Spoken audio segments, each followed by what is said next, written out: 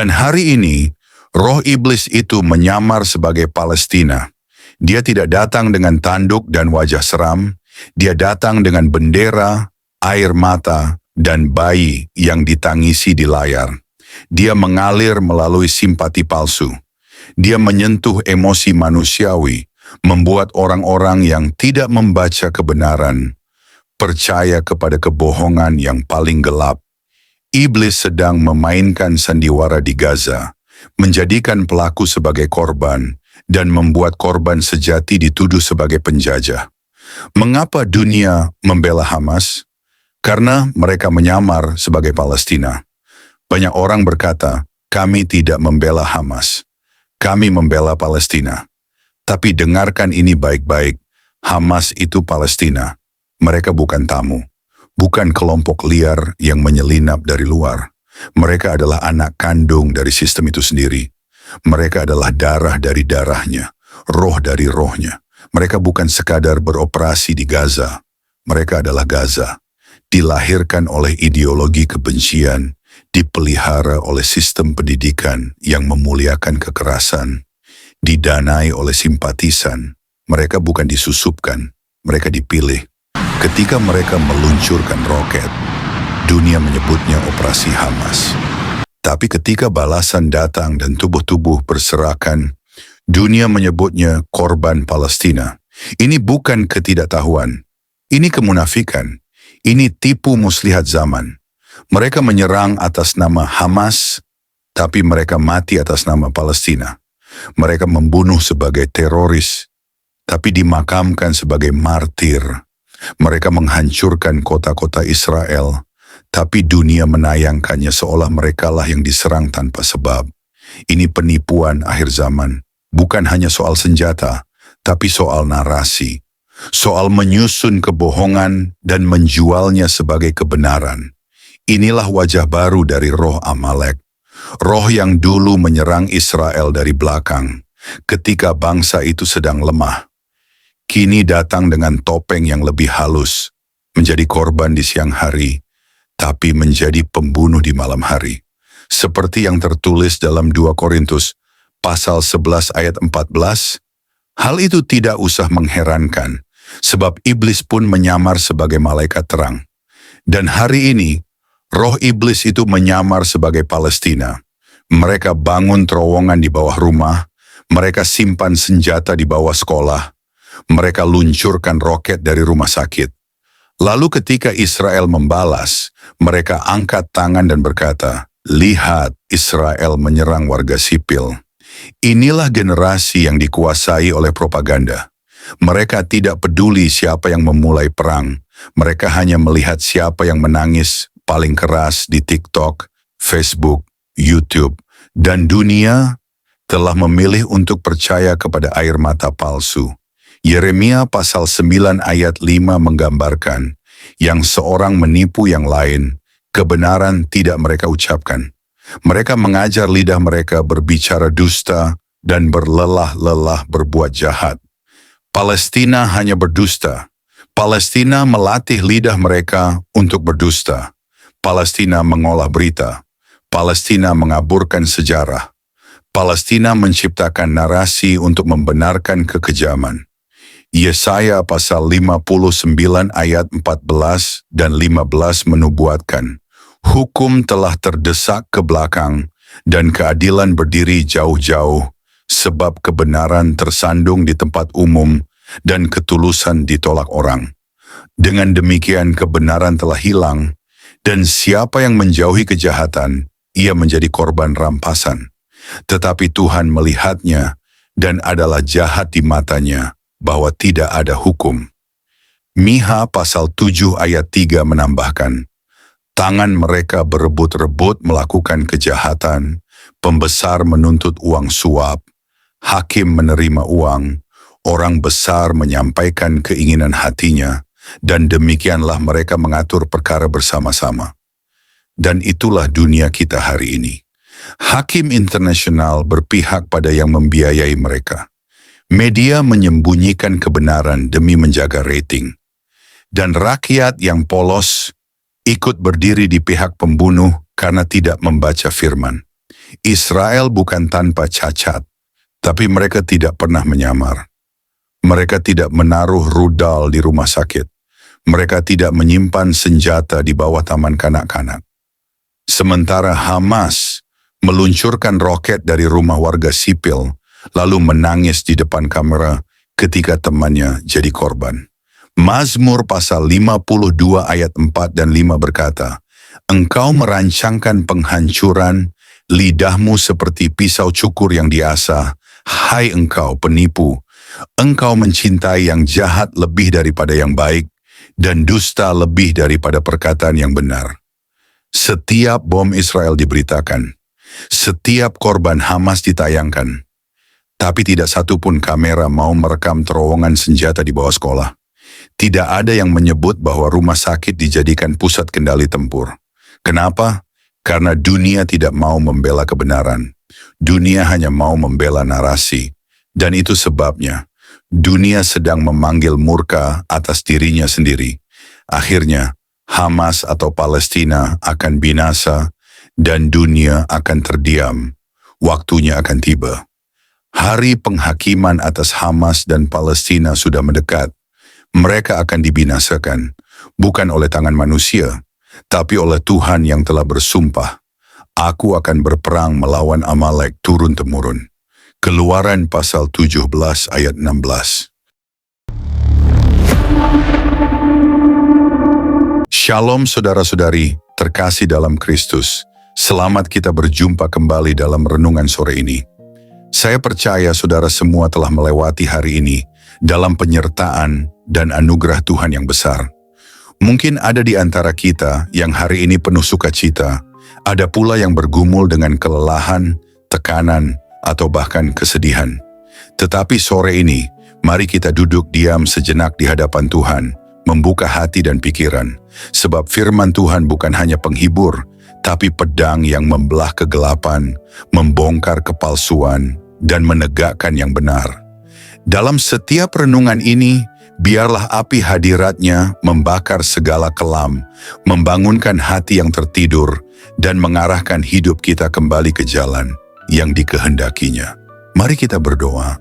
Tuhan Yesus, terima kasih untuk setiap napas, untuk kekuatan yang menopang kami ketika kami sudah tak mampu berdiri sendiri. Terima kasih karena ketika dunia tidak mengerti kami, Engkau tetap memeluk kami dengan kasih yang tidak bersyarat. Sore ini, kami datang dengan luka yang tak terlihat, dengan air mata yang tak sempat jatuh, dan dengan pertanyaan-pertanyaan yang belum terjawab. Tapi kami tahu, satu-satunya tempat yang aman adalah hadapan-Mu. Bicaralah Tuhan, bukan hanya ke telinga kami, tapi ke hati yang paling dalam. Pulihkan yang remuk, kuatkan yang rapuh, dan rangkul setiap jiwa yang merasa sendiri. Kami butuh Engkau. Kami rindu mendengar suara-Mu. Dalam nama Yesus, kami berserah dan membuka renungan ini. Amin.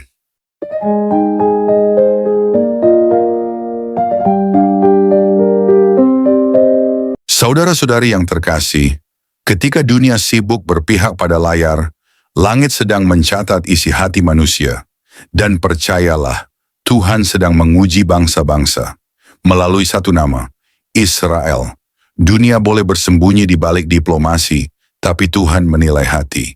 Yeremia pasal 17 ayat 10 berkata, "Aku Tuhan menyelidiki hati, aku menguji batin untuk memberi balasan kepada setiap orang setimpal dengan tingkah langkahnya."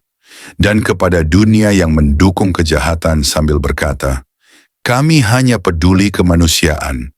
Tuhan menjawab, "Apakah kamu peduli kepada kemanusiaan, atau kamu hanya peduli kepada narasi yang cocok dengan seleramu?" Lihatlah wajah dunia. Apa yang kita saksikan bukan hanya perang, tapi sandiwara besar akhir zaman. 2 Tesalonika pasal 2 ayat 10 dan 11 menubuatkan ini. Karena mereka tidak menerima dan mengasihi kebenaran yang dapat menyelamatkan mereka, maka Allah mendatangkan kesesatan atas mereka yang menyebabkan mereka percaya kepada dusta.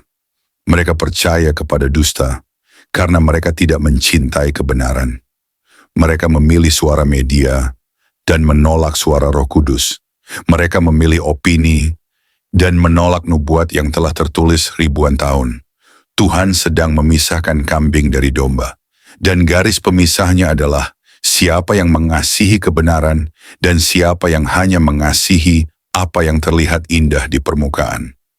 Yesaya pasal 28 ayat 17 berkata, Aku akan membuat keadilan sebagai tali pengukur dan kebenaran sebagai tali sipat, dan hujan batu akan menyapu habis tempat perlindungan dusta. Tempat perlindungan dusta itu akan disapu, dan salah satu tempat perlindungan dusta terbesar zaman ini adalah dukungan kepada Hamas. Mereka menyebutnya kemanusiaan, tapi Tuhan menyebutnya perzinahan moral. Saudara-saudari, ini adalah masa ujian, dan Tuhan sedang memperhatikan siapa yang berpihak pada apa yang benar, meskipun dunia membencinya, dan siapa yang berpihak pada apa yang populer, meskipun itu salah. Mazmur pasal 94 ayat 16 dan 17 berkata, Siapakah yang bangkit membela aku melawan orang-orang jahat? Siapakah yang berdiri bagiku melawan orang-orang yang melakukan kejahatan? Tuhan sedang mencari suara di bumi yang tidak takut untuk berkata, Israel adalah milikmu, Tuhan, dan aku tidak akan ikut menyerang milikmu. Karena pertempuran ini bukan antara Israel dan Hamas, tapi antara firman Tuhan melawan roh pemberontakan. Dan Tuhan sudah bersumpah, Dia akan memerangi Amalek turun-temurun. Dan itu artinya, Dia akan menghabisi Hamas dan semua roh yang menyertainya. Tapi pertanyaannya adalah, apakah Anda berdiri bersama Tuhan saat Dia melakukannya? Atau justru Anda berdiri bersama mereka yang akan dibinasakan? Renungkan ayat ini, Zakharia pasal 12 ayat 3. Pada waktu itu, aku akan membuat Yerusalem menjadi batu yang memberatkan bagi segala bangsa. Semua orang yang mengangkatnya akan menderita luka parah, dan semua bangsa di bumi akan berkumpul melawannya. Yerusalem menjadi batu ujian. Siapa yang menyentuhnya dengan tangan kotor akan luka. Siapa yang menyentuhnya dengan benci akan dihancurkan. Tuhan sedang mencari yang setia. Tidak perlu banyak, tidak perlu populer. Yang Tuhan cari adalah satu suara yang berdiri baginya di tengah badai kebohongan. Amsal pasal 28 ayat 5 berkata, Orang jahat tidak mengerti keadilan, tetapi orang yang mencari Tuhan mengerti segala sesuatu. Karena itulah kita ada di sini sore ini, bukan untuk membenci siapapun, bukan untuk membela satu ras atau politik, tapi untuk berdiri bagi kebenaran yang berasal dari Tuhan sendiri. Dan kebenaran itu tidak berubah, tidak tunduk pada opini dunia, tidak dibeli oleh media, dan tidak akan dikalahkan oleh jumlah. Tuhan sendiri yang akan turun tangan, Tuhan sendiri yang akan membela namanya. Dan pada akhirnya, ketika semua dusta sudah lelah dimainkan, ketika semua senjata manusia sudah hancur, ketika semua kamera mati dan tidak ada lagi panggung media, Tuhan akan tetap berdiri di tengah-tengah Israel, dan dari situ Dia akan memerintah bangsa-bangsa. Wahyu pasal 19 ayat 11 berkata, Lalu aku melihat sorga terbuka, tampaklah seekor kuda putih, dan Dia yang menungganginya bernama, Yang Setia dan Yang Benar. Ia menghakimi dan berperang dengan adil. Hari itu akan datang. Dan dunia yang hari ini membela kebohongan akan ditundukkan oleh satu pribadi, Yesus, Sang Raja Kebenaran. Sebagai penutup renungan ini, kita sedang menentukan apakah kita berdiri di sisi firman atau di sisi yang akan dilenyapkan dalam murkanya. Tuhan memberkati mereka yang berdiri di sisi terang. Tuhan menguatkan mereka yang berdiri di sisi kebenaran, meskipun dunia mencaci. Dan kepada semua yang masih bisa menangis di hadapan Tuhan, selamatkan hatimu, sebelum dunia menyeretmu ikut binasa bersama dustanya. Saudara-saudari terkasih dalam Kristus, terima kasih sudah mendengarkan renungan firman Tuhan sore ini. Bukan suatu kebetulan jika saudara ada di sini saat ini. Tuhan sendiri yang mengatur langkahmu, Tuhan sendiri yang mengetuk pintu hatimu, dan Tuhan sendiri yang menanamkan firman-Nya ke dalam jiwamu sore ini. Biarlah setiap kebenaran yang telah kita dengar tidak berhenti hanya di telinga, tetapi menembus hati, mengalir dalam pikiran, dan diwujudkan dalam perbuatan. Renungan ini bukan hanya perenungan, ini adalah panggilan. Panggilan untuk bertobat, panggilan untuk kembali, panggilan untuk bangkit, dan berjalan dalam kebenaran yang sejati. Karena kita tidak tahu berapa banyak sore lagi yang Tuhan izinkan untuk kita. Kita tidak tahu apakah esok masih milik kita. Tapi hari ini, sore ini, adalah anugerah yang tidak boleh disia-siakan. Mungkin ada banyak hal yang belum saudara mengerti, banyak luka yang belum sembuh, banyak doa yang belum terjawab. Tapi percayalah, Tuhan tidak pernah tutup telinga terhadap jeritan jiwa yang jujur, dan tidak pernah tutup mata terhadap air mata yang jatuh dalam diam. Tinggallah dalam kasih-Nya, berjalanlah dalam terang-Nya, dan peliharalah imanmu sampai akhir. Sore ini mungkin telah berakhir, tetapi firman yang telah tertanam dalam hati kita, biarlah itu terus tumbuh, menguatkan, menyucikan, dan membentuk kita menjadi serupa dengan Kristus. Bukan hanya hari ini, tapi sampai hari di mana kita bertemu muka dengan Dia yang kita imani. Jangan lelah melakukan yang baik. Jangan menyerah meski badai belum reda.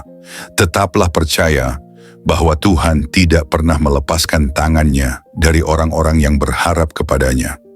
Sampai jumpa di renungan firman Tuhan berikutnya.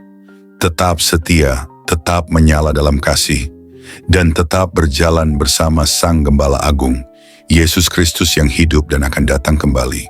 Tuhan Yesus memberkati saudara semua. Mari kita berdoa. Terima kasih Tuhan Yesus. Terima kasih untuk sore yang penuh anugerah ini. Untuk setiap napas yang masih Kau izinkan berhembus dalam tubuh kami. Untuk setiap detik yang Engkau beri, agar kami bisa duduk diam di hadapan-Mu, mendengarkan suara-Mu melalui firman yang hidup, yang menusuk hati, yang mengguncang jiwa, namun juga mengobati luka dan mengangkat kami dari kejatuhan.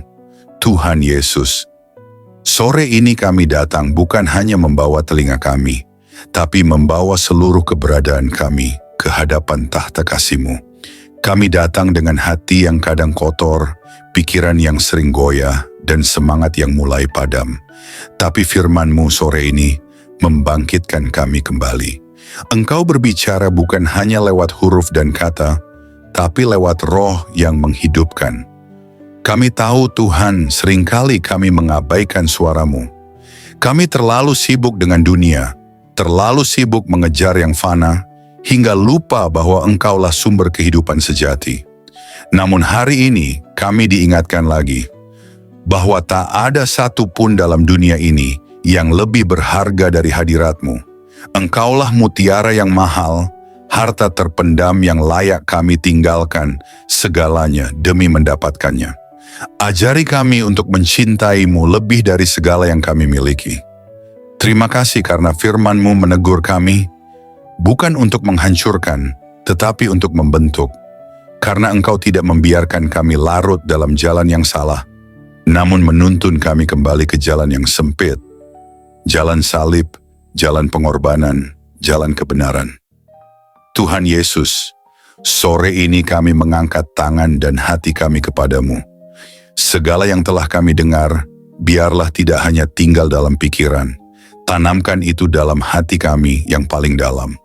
Ubah kami mulai dari dalam, jadikan kami pelaku firman, bukan hanya pendengar setia. Berikan kami hati yang lembut, hati yang sanggup menerima koreksi, dan tidak lari dari cahaya-Mu saat dosa kami disingkapkan. Ajari kami mencintai kebenaran, meski kebenaran itu menyakitkan. Ajari kami berjalan dalam kasih, meski dunia membalas dengan kebencian. Tuhan, jadikan kami terang di tengah kegelapan, garam di tengah kebusukan dunia ini. Dan ketika nanti malam datang, dan kesunyian menggantikan keramaian, biarlah firman-Mu terus bergema dalam hati kami. Biarlah suaramu lebih nyaring dari hiruk-pikuk dunia. Dan ketika kami tidur malam nanti, biarlah kami tidur dalam pelukan kasih-Mu, dengan hati yang sudah dipulihkan, jiwa yang sudah disegarkan, dan semangat yang kembali menyala untuk berjalan bersama-Mu besok pagi. Tuhan, kami tahu hari-hari ini tidak mudah. Kami hidup di zaman yang gelap, di zaman di mana kebenaran dikompromikan, iman diperjualbelikan, dan kasih menjadi dingin. Tapi kami mohon, jangan biarkan hati kami menjadi seperti dunia. Teguhkan kami, tanamkan keberanian dalam jiwa kami. Berikan kami api dari surga yang tidak padam, untuk tetap setia sampai akhir. Kami tahu jalan sempit itu tidak mudah, tapi kami tahu Engkau menyertai setiap langkah yang kami ambil.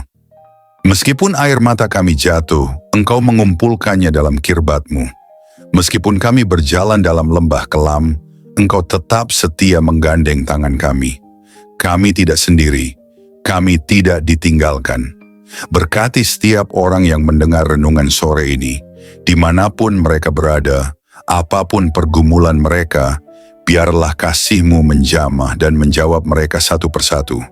Angkat yang tertunduk, pulihkan yang remuk, dan kuatkan yang nyaris menyerah.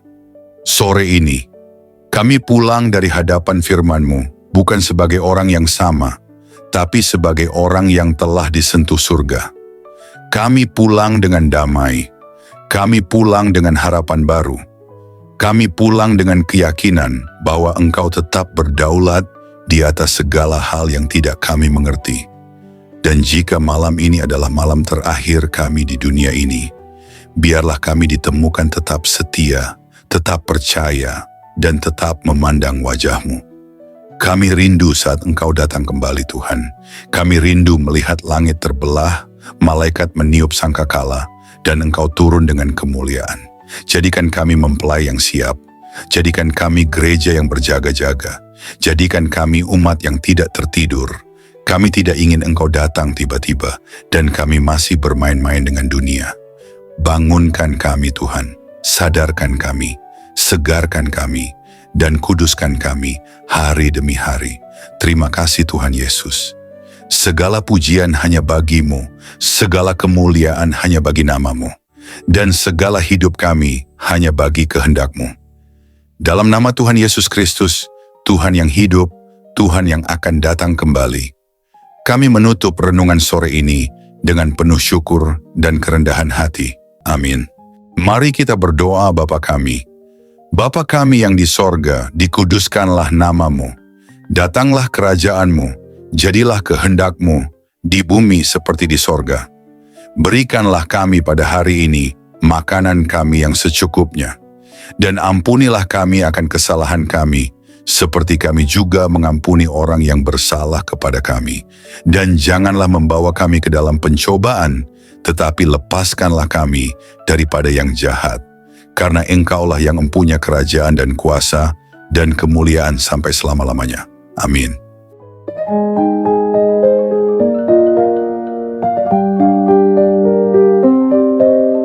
Saudara-saudari terkasih dalam Kristus, terima kasih banyak atas kesetiaan saudara-saudari mengikuti renungan firman Tuhan sore ini sampai selesai.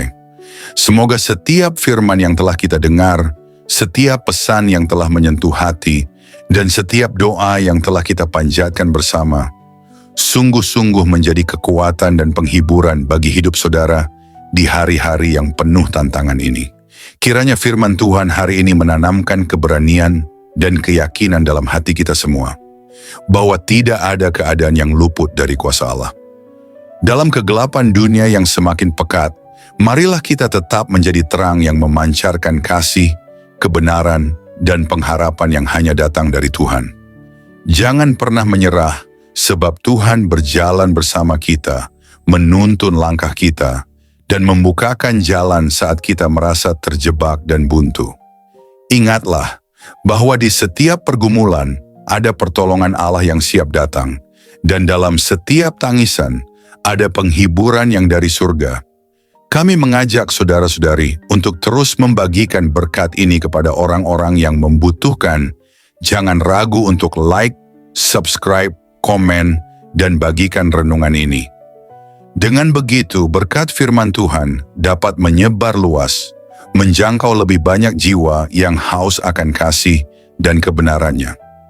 Teruslah teguh dan kuat dalam iman, jadilah saksi hidup yang membawa damai dan sukacita dari Kristus dimanapun saudara berada. Jangan lupa untuk tetap membuka hati dan pikiran dalam setiap renungan berikutnya, karena Tuhan masih punya banyak firman yang luar biasa untuk diberikan kepada kita. Sampai bertemu lagi di renungan firman Tuhan sore berikutnya, dengan harapan dan doa agar Tuhan selalu menyertai langkah saudara-saudari semua, melindungi, memberkati, dan menguatkan dalam setiap keadaan. Tuhan memberkati, amin.